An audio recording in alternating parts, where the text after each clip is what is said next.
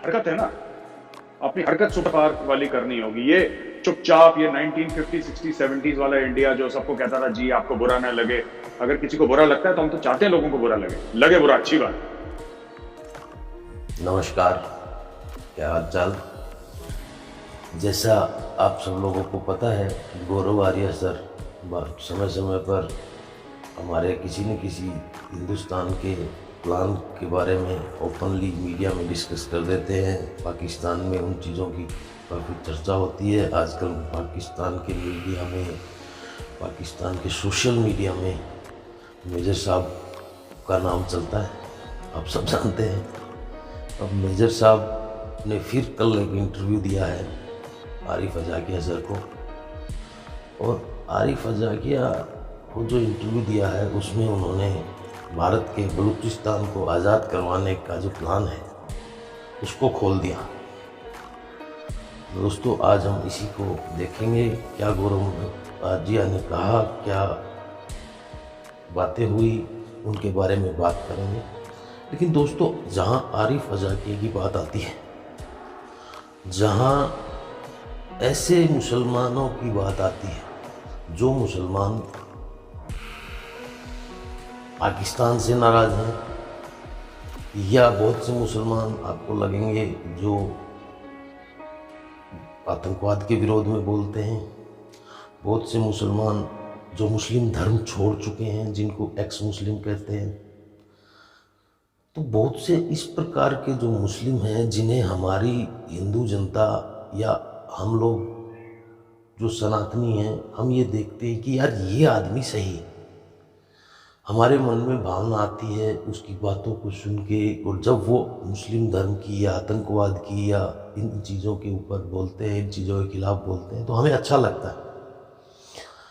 दोस्तों, इस विषय में हमें बड़ा सचेत दिमाग से, बड़े चेतन बुद्धि से ये सोचना चाहिए कि ये जो लोगों का प्रभाव हमारे मन पे पड़ता है, हमें जो ये लोग अच्छे लगते हैं, तो ये क्या सही है? दोस्तों, इतिहास हमें सबसे अच्छी चीज़ है जो बहुत से सवालों का जवाब दे देती है। हमारा इतिहास की कहानियों को आप ध्यान से देखिए, और जब आप इतिहास को गहराई से पढ़ेंगे तो आपको एक बात समझ में आएगी कि जितने भी मुस्लिम आक्रमण हुए और जितने भी मुस्लिम आक्रमणों का कारण जो था, या फिर कह सकते हैं कि मुस्लिम आक्रमणों के साथ साथ एक और कहानी हमारे हर जंग में चल रही थी। वो क्या कहानी थी कि कोई न कोई मुसलमान बागी होकर के बादशाह का या इस्लाम का या मौलवियों का और हिंदू राजा की शरण ले लेता था, और हिंदू राजा भी उसको शरण दे देते थे। और ऐसा एक बार नहीं, हजारों बार हुआ है कि जो जो लोग, जैसे आज ये लोग इस्लाम के, आतंकवाद के या फिर पाकिस्तान के खिलाफ खड़े हैं, इसी प्रकार उस ज़माने में भी लोग इस विचारधारा के खिलाफ खड़े नज़र आते थे। और वो जो इस विचारधारा के खिलाफ खड़े हुए लोग थे, उन लोगों ने हमेशा हमारे हिंदू राजाओं की सहानुभूति प्राप्त की, और उसी सहानुभूति के कारण कहीं न कहीं हमारे राजाओं की हार हुई है हर युद्ध में। ऐसा आप ध्यान से देखना। तो इन लोगों का जो हम पे प्रभाव पड़ता है, हमारे दिल में इन लोगों के प्रति जो सद्भावना पैदा होती है, जो इन लोगों के प्रति एक हमारे मन में एक अच्छा भाव पैदा होता है, हमें अच्छा लगता है कि चलो इनके धर्म में भी कुछ अच्छे लोग हैं। लेकिन उस चीज़ को हम ये नहीं कहेंगे कि हम इन्हें गलत समझें, लेकिन हमें सचेत रहना ज़रूरी है, हमें चेतन रहना ज़रूरी है कि कहीं यही ऐसा कारण ना हो जिसके कारण कल को हमारे को किसी समस्या का, किसी दुर्घटना का सामना करना पड़े। दोस्तों, ऐसा एक बार नहीं हुआ है, हजारों बार हुआ है। आप इतिहास उठा के देख सकते हैं। और ये जो एक तबका है जो देखने में तो विरोधी नज़र आता है, लेकिन ये कहीं ना कहीं कारण बनता है उस समस्या का, जिस समस्या की ज़रूरत नहीं थी, लेकिन वो समस्या हमारे राजाओं ने मोल ले ली इस सहानुभूति के चक्कर में। दोस्तों, इस चीज़ के बारे में मैं आपसे ये आज बात करना चाहता था। तो आप लोग इस चीज़ को समझिए और उस हिसाब से अपना फैसला लीजिए। आज हम बात करेंगे गौरव आर्या सर की। गौरव आर्या सर ने जो कल इंटरव्यू दिया है, वो इंटरव्यू अभी आप हम लोग देखेंगे कि क्या उन्होंने कह दिया, कैसे बलूचिस्तान आज़ाद होगा, क्या प्लान है हिंदुस्तान का, सब बातें देखिए आप गौरव आर्या सर के साथ। लेकिन उससे पहले आप चैनल को सब्सक्राइब कीजिए ताकि आने वाली हर वीडियो आप तक जल्दी पहुंचे, सबसे पहले पहुंचे। वीडियो को लाइक कीजिए, कमेंट कीजिए, बताइए हमें कोई और सुधार जो हम कर सकते हैं उसके बारे में आप बताइए। तो दोस्तों देखते हैं गौरव आर्या सर ने क्या कहा, बाकी बात उसके बाद। आपको स्पेसिफिकली पाकिस्तानी आर्मी को टारगेट करना है, उसके बिना आप कुछ नहीं कर सकते। जब तक पाकिस्तानी आर्मी के जवानों की, अफसरों की लाशें उनके गांवों में, उनके घरों में नहीं पहुंचेंगी ताबूत में, सब्ज परचम लहर उसके ऊपर रखा हुआ, जब तक नहीं पहुंचेंगी तब तक पाकिस्तान को सबक नहीं मिलेगा। आप आतंकवादी, आप counter insurgency, counter terrorism operation आप करते रहिए। आप 30 साल से कर रहे हैं, अगले 30 साल और करते रहिए।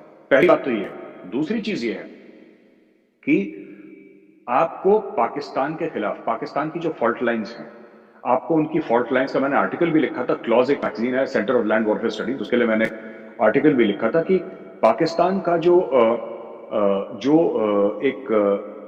फॉल्ट लाइंस है पाकिस्तान में, आपको उन फॉल्ट लाइंस की आपको उनका फायदा उठाना है। जैसे फॉर एग्जांपल आपके वहां पे शिया सुन्नी की फॉल्ट लाइंस है, पाकिस्तान में ज्यादा नहीं है क्योंकि सुन्नी पॉपुलेशन बहुत ज्यादा है, शिया कम है। फिर वहां पे देवबंदी और बरेलवी की फॉल्ट लाइंस हैं, वहां पे अहले हदीस हैं, सेवनर्स हैं, ट्वेल्वर्स हैं, जो भी है।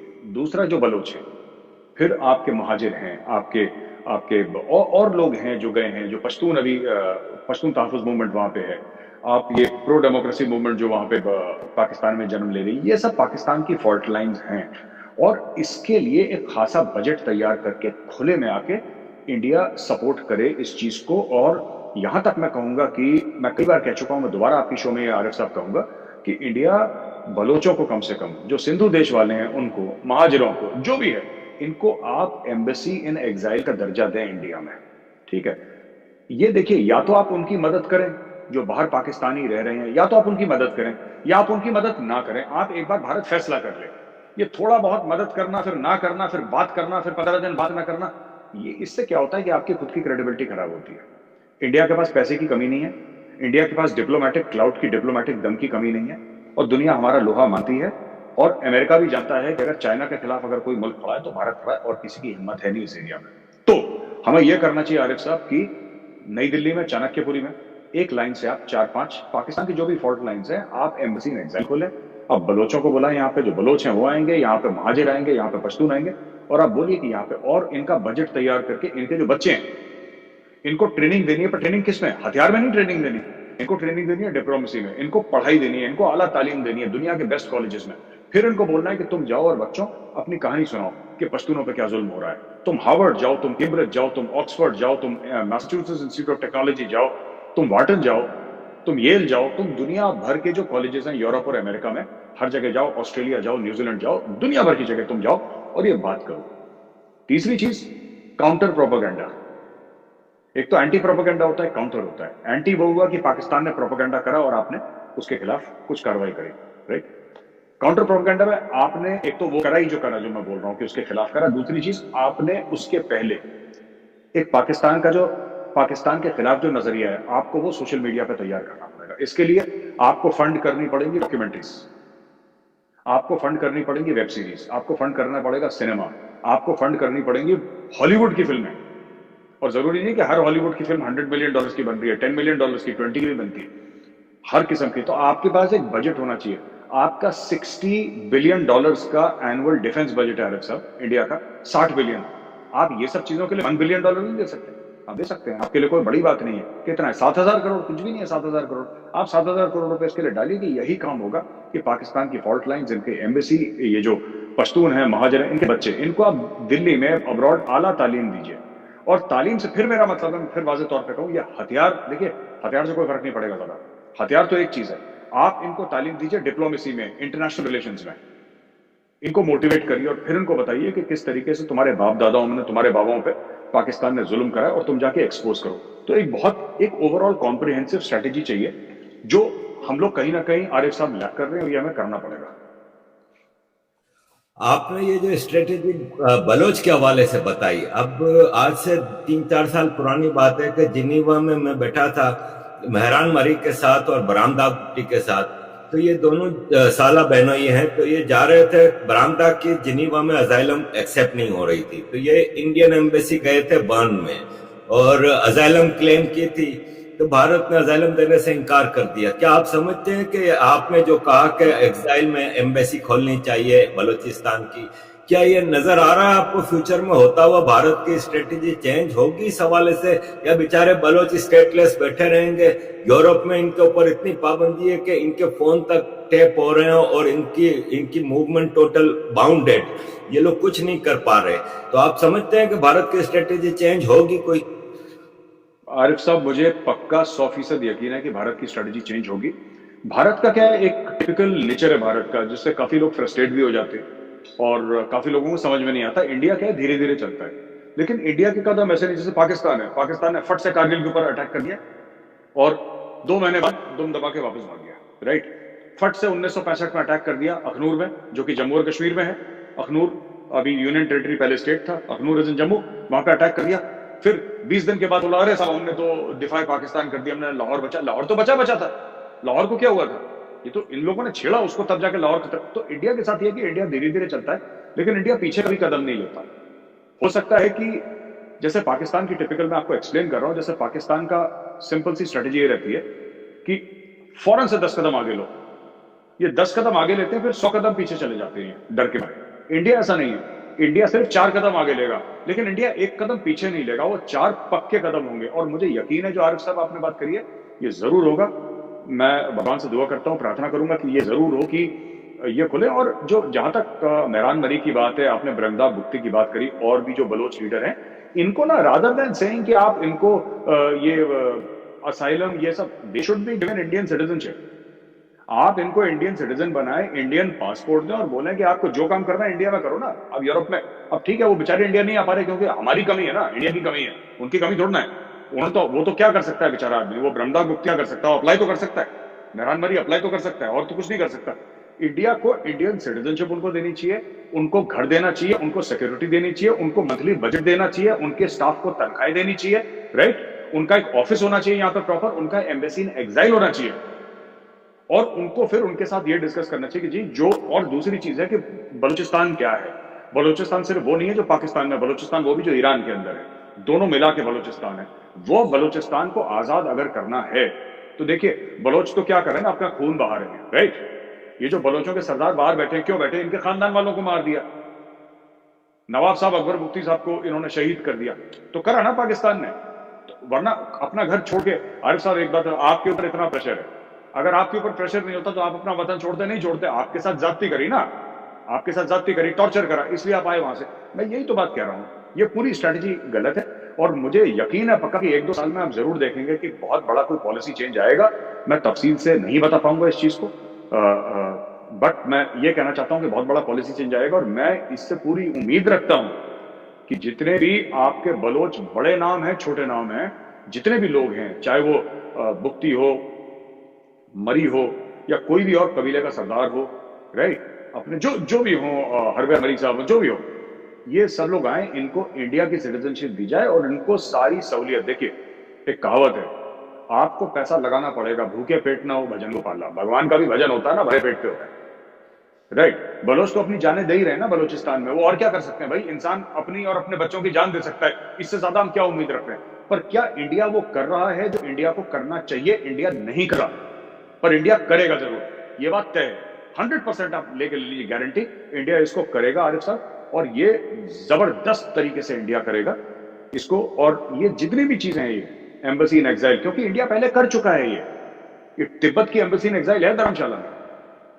अगर हम चाइना के खिलाफ खड़े हो सकते हैं, पाकिस्तान किस गिनती में आता है?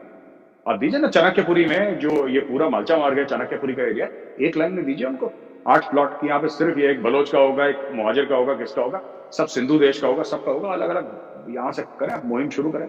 मैं तो इसका बहुत बड़ा सपोर्टर हूँ, पैसा भी नहीं लगता ज्यादा, और इसमें ज्यादा कोई कैपिटल, देखिए अगर यूरोपियन कंट्री कर सकती है सारे, लंदन तो एक ऐसी जगह है, ठीक है साहब, जहां पे सब कुछ बोलना अलाउड है।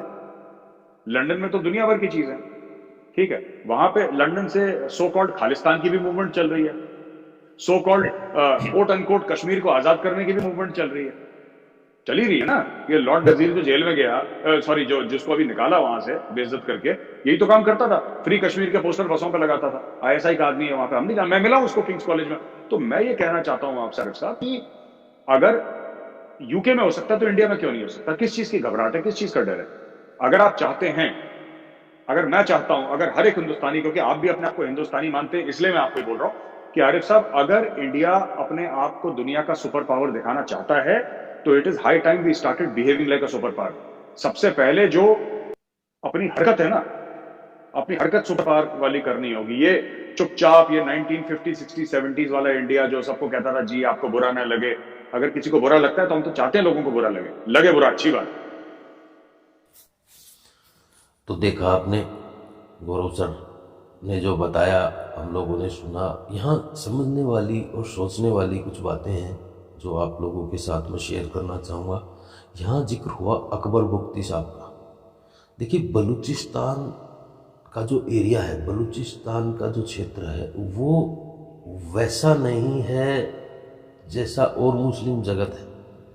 उसके कुछ कारण हैं कि वो इलाका हमेशा से एक अलग थलग, या फिर कह सकते हैं एक रास्ते में पड़ने वाली जगह है, जहाँ एक कबायली कबीले के लोग, इस तरह के लोग रहते हैं।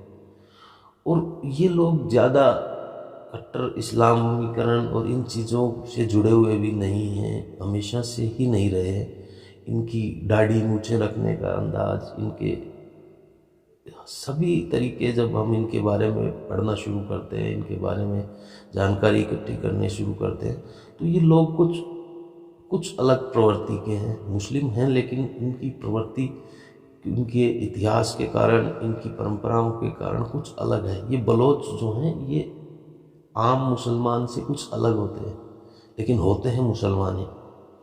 तो दोस्तों, अकबर बुख्ती जो थे, अकबर बुख्ती का एक दो इंटरव्यू हैं, अभी यूट्यूब पे आपको मिल जाएंगे। यहाँ तक कि यूट्यूब पे वो भी हैं जिन पे जब हमला हुआ अकबर बुख्ती के घर पे उनको भागना पड़ा। लेकिन उस बंदे की पर्सनैलिटी और उस इंसान को आप एक बार ज़रूर देखना कि कैसे उस इंसान ने पाकिस्तान में अब सिर्फ अपने हक की बात की थी और उसको मार दिया गया। अच्छा इंसान था, अच्छा इसलिए नहीं कह रहा कि कोई उसने ऐसा हमारे हिंदुस्तान के लिए कुछ ऐसा अच्छा, लेकिन उसकी ऑल ओवर जीवन को देखें और उसकी बातों को देखें, आप देख सकते हैं, उनके पुराने वीडियोस मिल जाएंगे। तो अकबर साहब वास्तव में उनकी पर्सनालिटी को देखते हुए, और क्योंकि इंसान का अंदर का पता उसकी हाव भाव, उसकी बातचीत से काफ़ी हद तक उसके विचारधारा का, उसकी सोच का पता लग जाता है।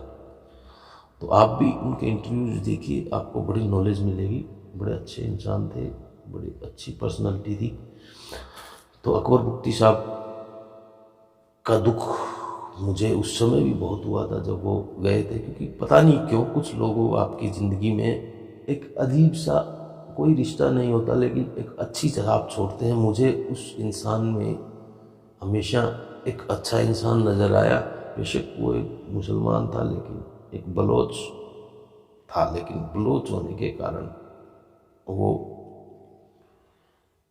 मार दिया गया।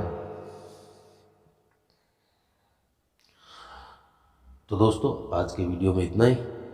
लाइक कीजिए, शेयर कीजिए, कमेंट बॉक्स में भारत माता की खुशबू बिखेर दीजिए।